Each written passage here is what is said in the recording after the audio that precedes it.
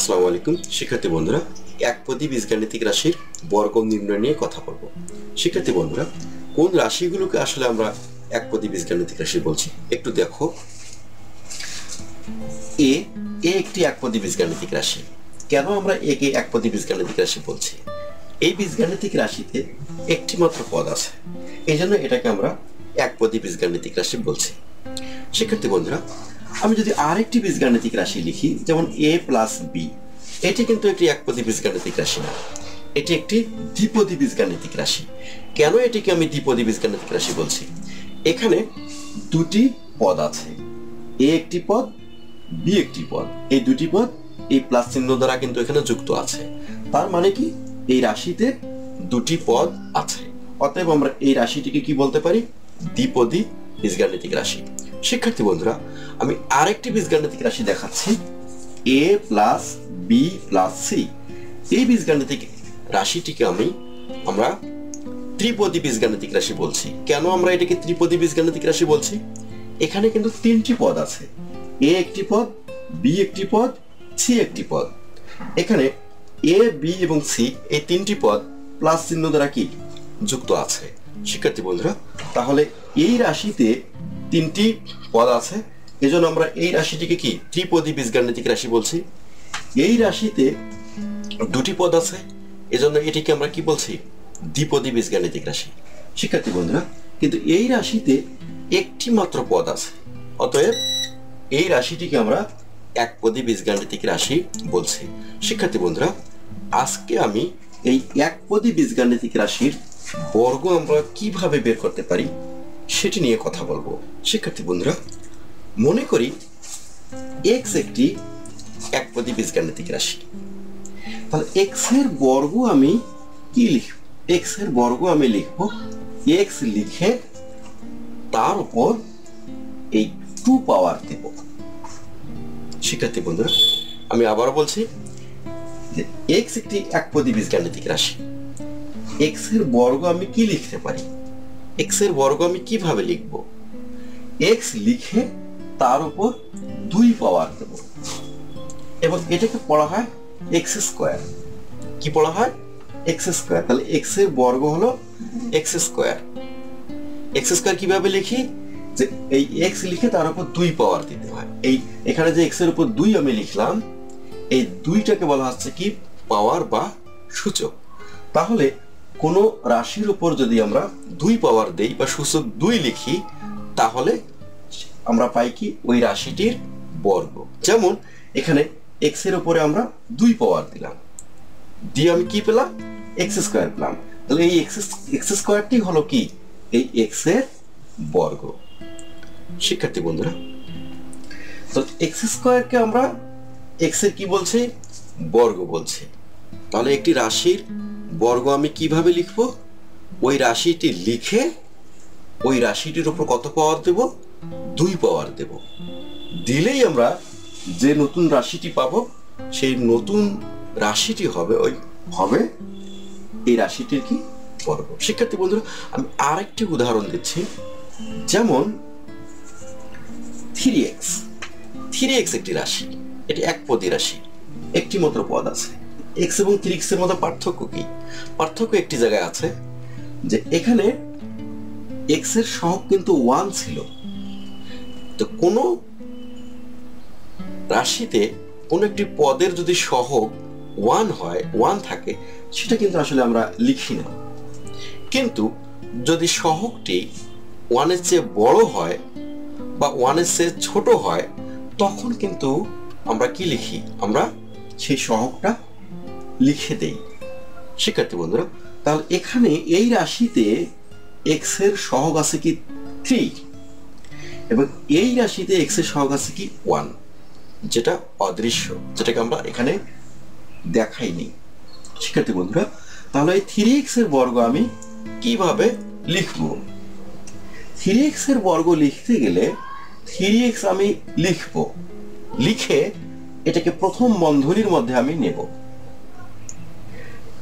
নিয়ে এইখানে পাওয়ারটি দেব, 2 পাওয়ার দেব। তাহলে এটি হলো কি 3x এর বর্গ। তাহলে পড়ব কিভাবে? 3x এর বর্গ সমান 3x whole square, 3x whole square, অর্থাৎ এই স্কয়ারটি 3 এর উপরেও আছে, x এর উপরেও আছে। শিক্ষার্থী বন্ধুরা, তাহলে 3x এর বর্গ আমরা লিখতে কিভাবে লিখব?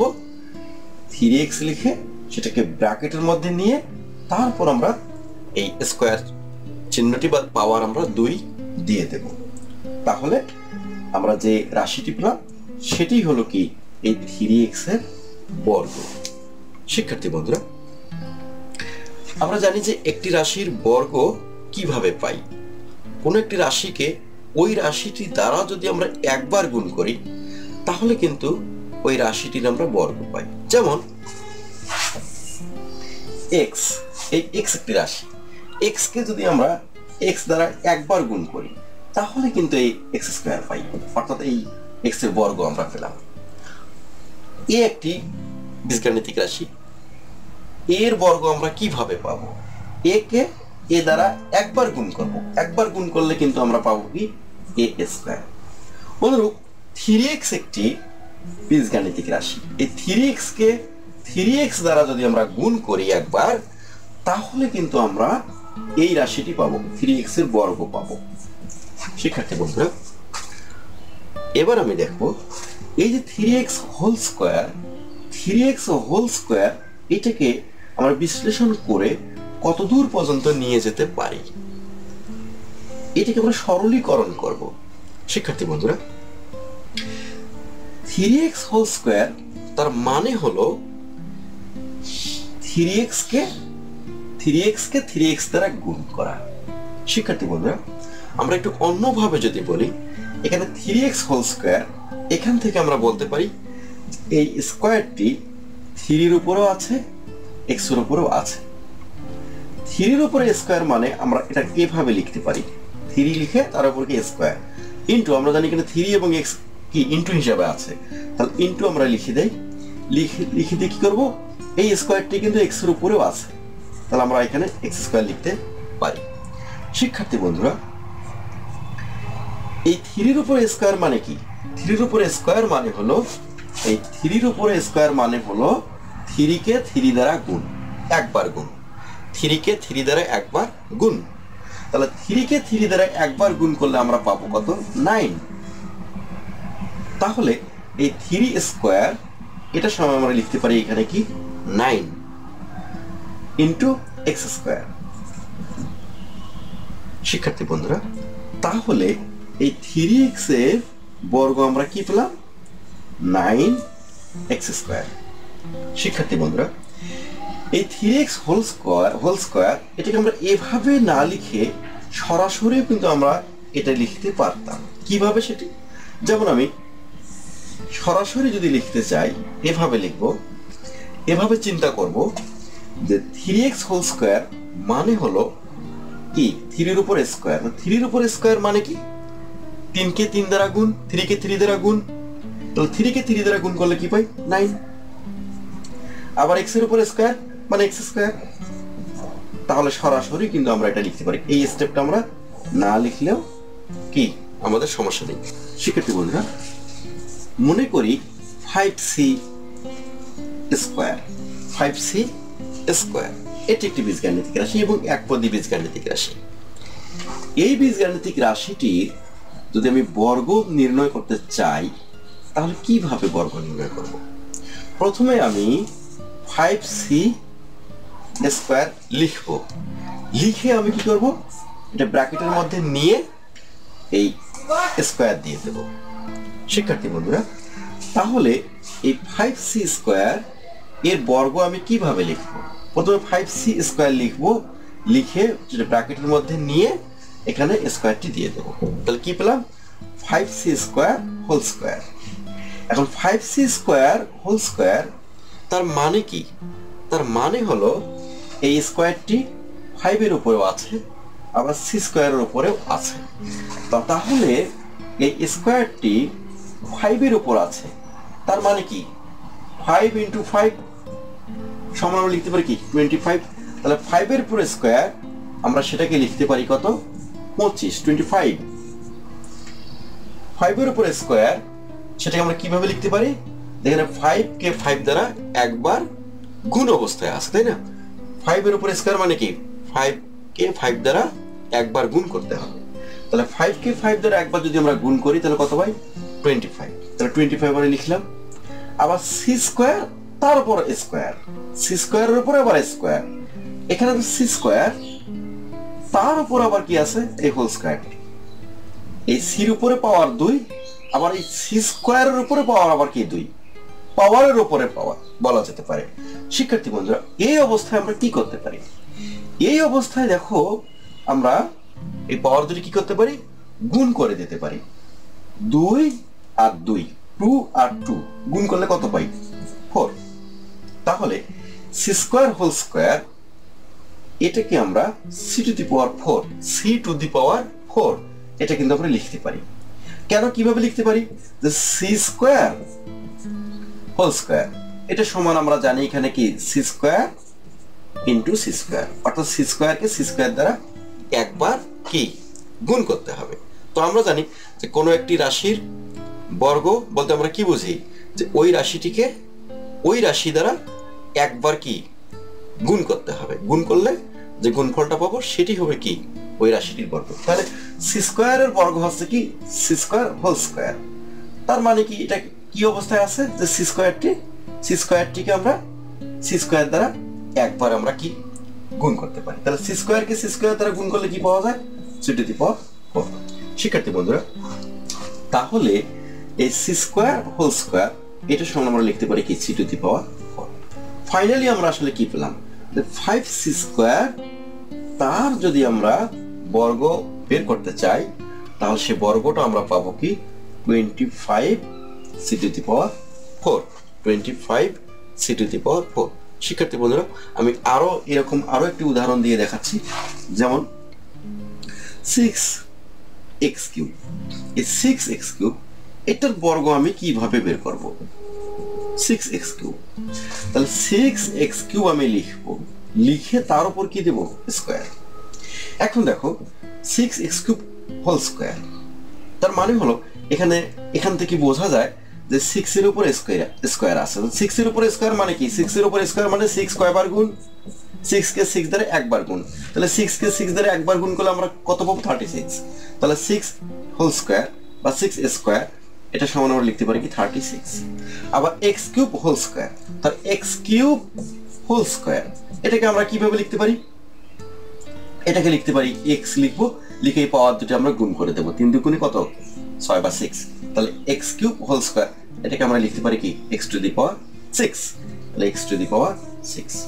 তাহলে শিক্ষার্থী বন্ধুরা, এই 6x কিউব এটার বর্গ আমরা লিখতে পারি কি 36x টু দি পাওয়ার 6। তাহলে শিক্ষার্থী বন্ধুরা, যদি এরকম থাকে যে পাওয়ারের উপরে পাওয়ারের উপরে আবার কি আছে? পাওয়ার, তখন সেক্ষেত্রে আমরা কি করব? পাওয়ার দুটি আমরা গুণ করে দেব। পাওয়ার দুটি কি করে দেব? পাওয়ার দুটি গুণ করে দেব। তাহলে x লিখবো, লিখে কি এই যে 4 এবং 2 কি করব? গুণ করলে কত পাবো? 8। শিক্ষার্থী বন্ধুরা, আশা করি তোমরা বুঝতে পেরেছো। শিক্ষার্থী বন্ধুরা, এবার আমি তোমাদেরকে একটি মাইনাস চিহ্নযুক্ত রাশির বর্গ নির্ণয় করে দেখাবো।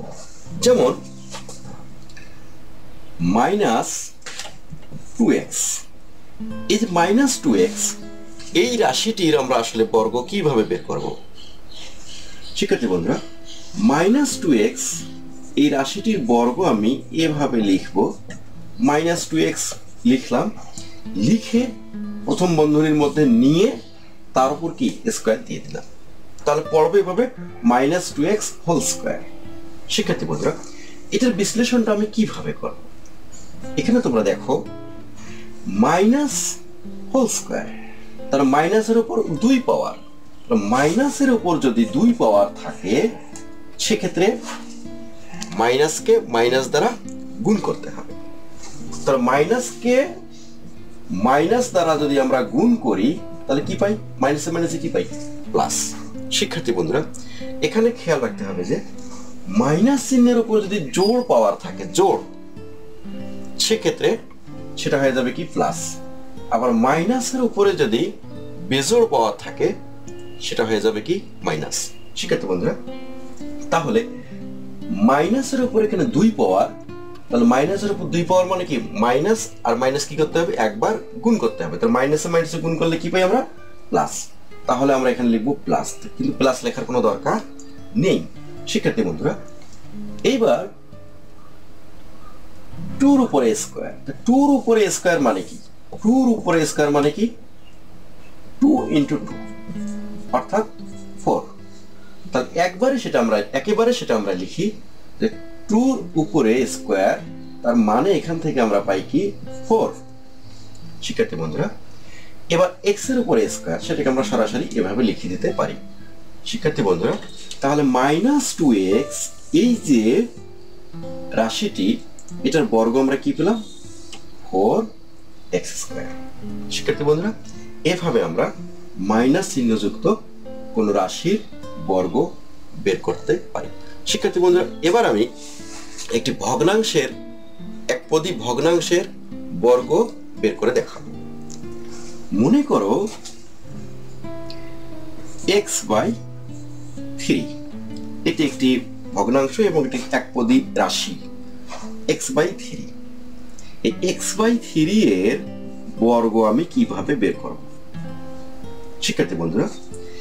x/3 এর বর্গ আমি লিখব, x/3 লিখলাম, লিখে এটাকে ব্র্যাকেটের মধ্যে নিতে হবে, নিয়ে এখানে স্কয়ারটা দিতে হবে, পড়বো এভাবে x/3 হোল স্কয়ার শিক্ষার্থী বন্ধুরা।